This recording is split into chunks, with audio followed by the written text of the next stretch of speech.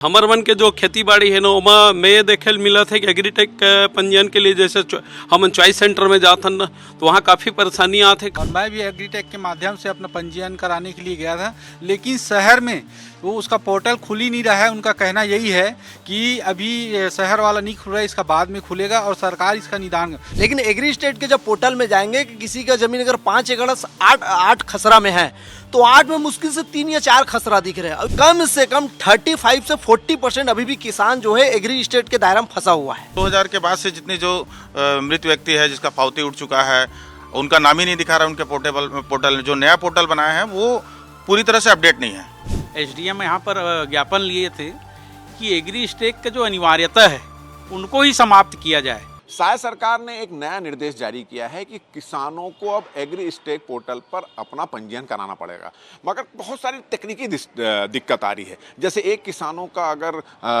2 गांव में ज़मीन है तो उसका पंजीयन नहीं हो पा रहा और बहुत सारी व्यवहारिक दिक्कत आ रही है। और यही वजह है कि कांग्रेस ने इस जो नया निर्देश जारी किया गया उसको शिथिल करते हुए पुराने पद्धति से किसानों का पंजीयन कराने की बात कही है। साथ ही साथ उन्होंने ये भी एक गंभीर आरोप लगाया कि सरकार किसानों का धान खरीदने से बचना चाहती है और इसलिए इस तरह से जटिल जो पूरी प्रक्रिया इसमें कर दी गई। तो हमारे साथ कुछ किसान यहाँ पर मौजूद हैं और कांग्रेस के जो जिला ग्रामीण के अध्यक्ष वो भी यहाँ मौजूद हैं। हम सबसे पहले किसानों से बातचीत करते हैं कि क्या दिक्कत आ रही है, पोर्टल आ रही है, उससे क्या दिक्कत आ रही है, कहाँ के हैं आप रहने वाले?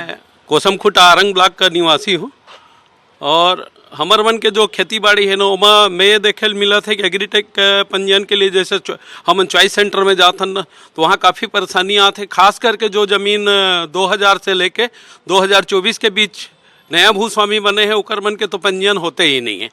और बीच में बहुत ये हुई से विवाद के बाद आप जाना था कि अवधि बढ़ाए के बाद वो पंजीयन पुनः स्टार्ट करेंगे है, परंतु अभी भी वो सही ढंग से हो नहीं पाते। और मोला ये महसूस होते कि सन 2000 से लेके मैंने 2020 से लेके अभी 25 तक के किसान बहुत सारे किसान मन हैं। आप कहाँ से आए हो, क्या दिक्कत आ रही? मैं अभनपुर से आया हूँ और मैं भी एक किसान हूँ और मैं भी एग्रीटेक के माध्यम से अपना पंजीयन कराने के लिए गया था, लेकिन शहर में वो उसका पोर्टल खुल ही नहीं रहा है। उनका कहना यही है कि अभी शहर वाला नहीं खुल रहा है, इसका बाद में खुलेगा और सरकार इसका निदान। मैं सरकार से आग्रह करूंगा कि वो कम से कम पुरानी पद्धति को लागू रखे और किसानों को बेवजह परेशान न करे। आप कहाँ से, क्या दिक्कत आ रही है? मैं आरंग कोरासी है 30-35 किलोमीटर।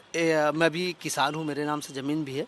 एग्री स्टेट के पोर्टल लॉन्च होने के बाद जो है जो भूइयाँ के पोर्टल में सामान्य आपका खसरा दिखेंगे, लेकिन एग्री स्टेट के जब पोर्टल में जाएंगे कि किसी का ज़मीन अगर 5 एकड़ 8 खसरा में है तो 8 में मुश्किल से 3 या 4 खसरा दिख रहे हैं। और ये अभी की समस्या नहीं है, लगातार 1.5 महीने से किसान चॉइस सेंटर के बीच पूरे चक्कर काट रहे। उसके लेकर कई लोग शिकायत भी किए, किसान लोग बहुत इसमें आवेदन निवेदन किए, लेकिन शासन को इसमें पहल करना चाहिए, लचीलापन लाना चाहिए। जैसे पिछले बार हुआ एग्री स्टेट के चक्कर में, आज देख रहे हो कि कई पोर्टल में तो डबल जमीनें दिखी। आपके गांव में कितने किसान इससे प्रभावित हैं? कम से कम 35 से 40% अभी भी किसान जो है एग्री स्टेट के दायरे में फंसा हुआ है। चलिए हमारे साथ और भी किसान, आप कहाँ के हैं और क्या आपके गांव में क्या समस्या? मैं चंदपुरी से हूँ, दिनेश ठाकुर। हमारे यहाँ नकपुरा सोसाइटी है, ऐसे लगभग 4-5 सोसाइटी है, क्या बोलते हैं नरदहा वगैरह करके। वहाँ के ज़्यादातर किसान इसलिए परेशान हैं कि 2000 के बाद से जितनी जो मृत व्यक्ति है जिसका पावती उठ चुका है उनका नाम ही नहीं दिखा रहा। उनके पोर्टल जो नया पोर्टल बनाया है वो पूरी तरह से अपडेट नहीं है और किसान बार बार सोसाइटी का चक्कर लगा रहा है, ना तो वो खेती कर पा रहा है ना तो रजिस्ट्रेशन करा पा रहा है। और उसको ये भी भय है कि अगर रजिस्ट्रेशन नहीं होगा तो धान बेचेगा कहाँ।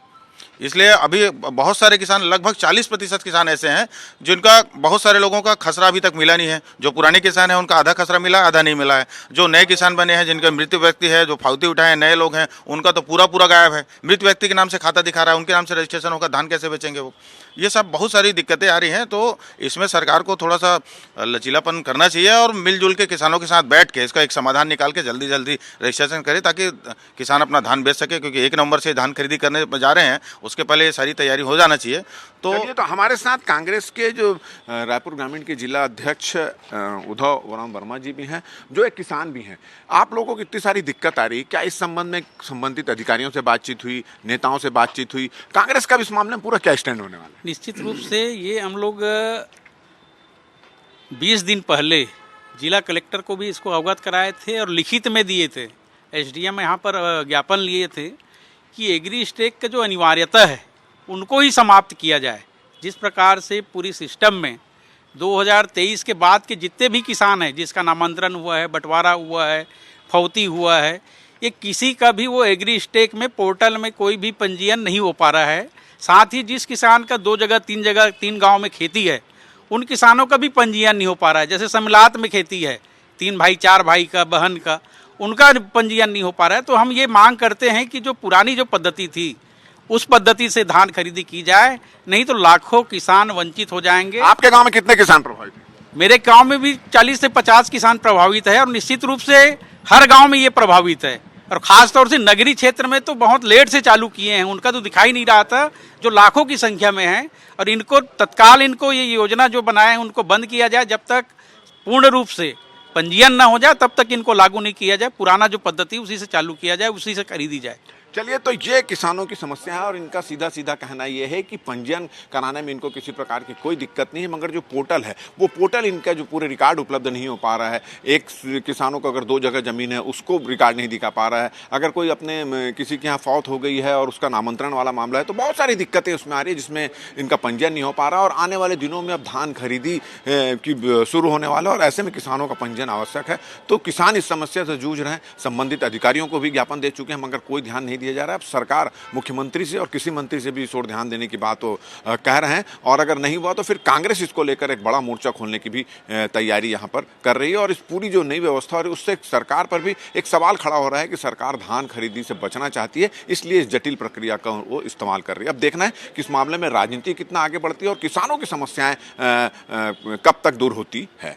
हमारा ये बातचीत अगर आपको अच्छी लगी तो ज़्यादा से ज़्यादा इसको शेयर करें, सब्सक्राइब करें, अपने सुझाव को देना ना भूलें। और मुझे और मेरे कैमरामैन रमा शंकर को दे इजाज़त। नमस्कार।